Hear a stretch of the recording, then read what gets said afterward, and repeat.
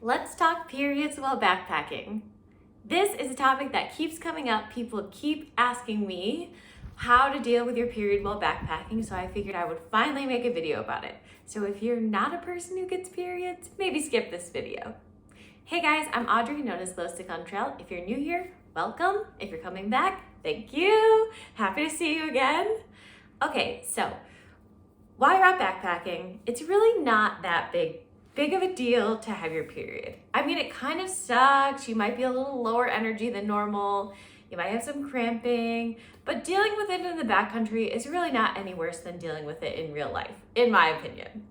So the way I see it, you have two options when dealing with your period. You have your disposable products like tampons and pads, or you have your reusable products like the Pixie cup. There are lots of these types of things. There's also Diva, I know is a popular one. There are several other brands, but this is just the one that I have. Okay, first things first. When you're using disposable products, you need to, first of all, make sure you have enough for the time you're gonna be on the backcountry. If you're backpacking for the weekend, I would say bring enough for all the days you're gonna be out there and a few extras just in case. If you're through hiking, you really need to be paying attention to your cycle and knowing like, oh, this is the last town that I'm gonna be in before I get my period. I really need to make sure that I pack out enough for that full time, just in case, like, you never know. Heavy exercise can affect people in different ways, affect their bodies in different ways. So some people, when exercising heavily, might go through more products. Some people might go through less. And sometimes you don't know what your body's gonna do until you're in the middle of that heavy exercise and like that thing that your body's not used to. And it'll be a surprise. So make sure you have enough for all the days you're gonna be out there and then a little extra. I also tend to bring, I usually use tampons out on the trail, but sometimes I will use a reusable cup. But I also, even if I don't think I'm gonna have my period, I tend to bring a few tampons along in my med kit, just in case. You never know what's gonna happen, and you never know if someone else might need one that you're with as well. So it can't hurt to have extras. But the downside of using tampons or pads, is that you have to pack out all of them that you use. And that's obviously extra weight for you, especially because it's gonna be heavier with blood in it than without blood in it. And so I generally try to make sure not only do I have tampons, but I have extra Ziploc bags with me. Some people like to use the reusable Ziploc bags. For this specific purpose, I don't. I just like to double bag them and be able to throw this away at the end of the week. And I even will probably have extras on top of this because you never know when you're gonna pass a trash can in a park or something like that, and you don't wanna have to be carrying extra trash if you don't have to. But it's really not that big of a deal. I double bag them. I, at night, put them in my bear bag so that, like, obviously blood has a smell and you don't want extra smells in your tent or your hammock. So I would pack these away in my bear bag so that animals don't come sniffing around looking for that blood in the middle of the night. And then, yeah, just use tampons as I normally would for the week. Throw them away as soon as I have the option. You know, you pass parking lots with trash cans, you pass through parks with trash cans. You might get lucky and not have to carry them until the next town. Who knows? But I feel like, for me, I never had an issue using tampons on the trail. No issues at all. I did, however, this is kind of a horror story with pads. So I really don't use pads at all, except like occasionally like the really light ones on really light days. And I was using one of those out on the AT, and it was really hot and really humid. And the only chafing that I ever got on the AT, the entire AT, was from using that pad, and it chafed my nether regions and it did not feel good. And I'm not kidding you, I have never used a pad since then, and I probably never will. If you're a pad person, I can't really help you. I don't know, maybe that's not normal. It's probably just because it was so hot and sweltering. Like, I was in Pennsylvania, it was 90+ degrees, super humid every single day. But if you are a pad person, you may want to think about alternatives if you're out backpacking. Okay, the other option is that you use reusable products. So this would include like menstrual cups, menstrual cups like the Pixie cup or the Diva cup. Or I've heard about period panties. I've never used them, but I have heard that they don't work well for all day use and like when you're out in the backcountry, especially because you have to rinse them out pretty regularly, I guess. And then obviously they're wet, and I guess you could dry them on the back of your backpack, but especially in places that are more humid, like the Appalachian Trail, those probably aren't going to dry out super fast hanging out on the back of your backpack. Like I would occasionally on the AT, you know, clean out my socks or something like that, and like they could literally take days to dry. So I'm not really sure that period panties are probably the best option, but if you have experience using them backpacking, let me know down in the comments. I would love to hear about your experience. So I'm gonna focus just on the menstrual cups. So I did not use one of these on the AT just because I had never used them before, but I'd been hearing about them for a pretty long time, and I've recently in the past year or two started using these sometimes. And here's what I'll say. I think they're very convenient. They're super environmentally friendly, so I think they're a good option. But for some people who might be like a little more sensitive, you might have to shop around for one that's right for you.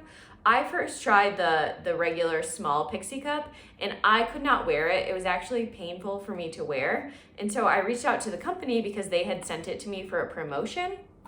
And I was like, you know, I was really hoping to love this. I'm not really comfortable sharing this information with my followers. This was on Instagram because like it's not working for me, and I don't know, I don't know why basically. And so they were like, well, it's okay. Like some people are more sensitive, and we have one that is made of silicone that we'll send you instead, and you can try that one. And it's better for people who are maybe a little more sensitive. And so this is the one that I ended up using, and this works well for me. Like it's not painful to be in. I can sort of tell when I have it in, but it's not really like bothersome or irritating. It's just sort of like, oh yeah, that's there. But these are cool. They're a great option because you can wear them for up to 12 hours at a time. And they make different sizes. So if you are a person with a light period, you would get a small one. If you're a person with a more heavy period, you might want to get a large one, or even you could have a large and a small. My periods tend to be really light, so I just use the small one. But you can have this in all day, and then, just like at nighttime, like first thing in the morning, you can take it out and get rid of the blood. And to do that, you have to bury it. So you have your trowel, right? Just like you would dig a cat hole to take a poo, you would dig a cat hole to dump out the blood, make sure it's far from camp, at least 200 feet. And you would take the cup out. Sorry, I shouldn't have put this away already. So you would take the cup out, and you have to, with that, by the way, I'll get to that in a second. Anyway, you would take the cup out and you would dump it into the cat hole. Rinse it out with filtered water, pat it down with some toilet paper, and bury that blood. And this is a good time to also say, please don't ever bury your tampons. Animals can dig them up and scatter them about and get into that, and no one wants that. So please don't bury your tampons or pads. Make sure that you are packing those things out. But anyway, so you make sure that you bury this blood, and I've heard that in some places you actually can't leave any human waste behind in very sensitive ecosystems and things like that. So there are potentially places where you would have to pack out your blood. I know, not ideal, but that is just the way of things. So make sure you know what the regulations are in the wilderness area that you're going to, but that's not the norm. Most places you can just bury it and, be done with it. Oops. I'll also say that if you have not used one of these, don't use it for the first time in the backcountry, because especially the silicone ones are like harder to get out. So you want to make sure that you're very well practiced on getting these things out so that they don't maybe get stuck up there, which happened to me the first time I used this one, but now I know how to get it out, and it's no big deal, and it's very easy. But basically you have to unseal it from the top, and you want to be able to pull it down out in a way that is not gonna make the blood spill all over the place. And so you wanna be well practiced in that before you're out in the backcountry. And obviously you also wanna have clean hands before you're reaching up in there. So just bear that in mind. Maybe make sure you have hand sanitizer, maybe bring along a little thing of Dr. Bronner's, but never wash your hands with soap in waterways because it's really bad for the ecosystem. Even biodegradable soaps, you shouldn't be actually using those in a stream or a creek or whatever. You should be only using those like far away from the trail, far away from any water sources, etc. You don't want to pollute the water sources, and water animals, especially things like amphibians, are very sensitive to toxins and pollutants. So you just want to protect the area that you are in. But yeah, you want to just make sure you have clean hands before and after you're handling this. And yeah, I think these are really convenient. I think they're a really great option, but if you don't want to deal with them, then of course you're welcome to just stick with the tampons or pads. But one other point I'll make about that is that apparently, like, it's typical to use, say, 20 tampons during one cycle. So I mean, this is a box of 36, and look how much room that takes up. So just think about half. That's quite a lot of room that you have to pack in and pack out of the backcountry versus this just teeny little menstrual cup. You know what I mean? So it's up to you. But anyway, so yeah, it's really not that bad. I always bring along cleansing wipes on my backpacking trips. I like to kind of wipe myself down at the end of the night, get all the stuff off my face, get all the dirt and grime off of me, you know, some of the sweat. And I'll bring along extras of these if I know I'm gonna have my period, just in case there are any little accidents that I need to clean up. And apparently blood can make you chafe, is what I've heard. I've not had that experience myself, but that is something I've heard. So you want to make sure that if you do get any blood on you, that you clean that up pretty immediately.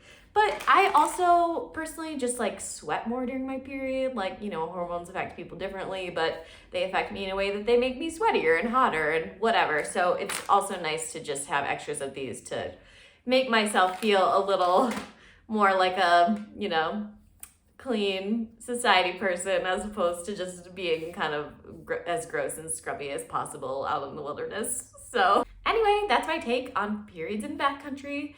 If you have any specific questions, feel free to either drop it in the comments or reach out to me on Instagram. My handle is AudiePayne. I'll put that in the show notes.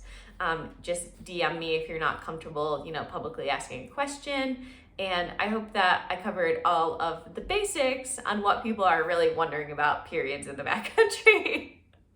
So yeah, happy hiking everyone. Don't forget to like and subscribe, and go check me out on Instagram at AudiePayne. I'll talk to you all later.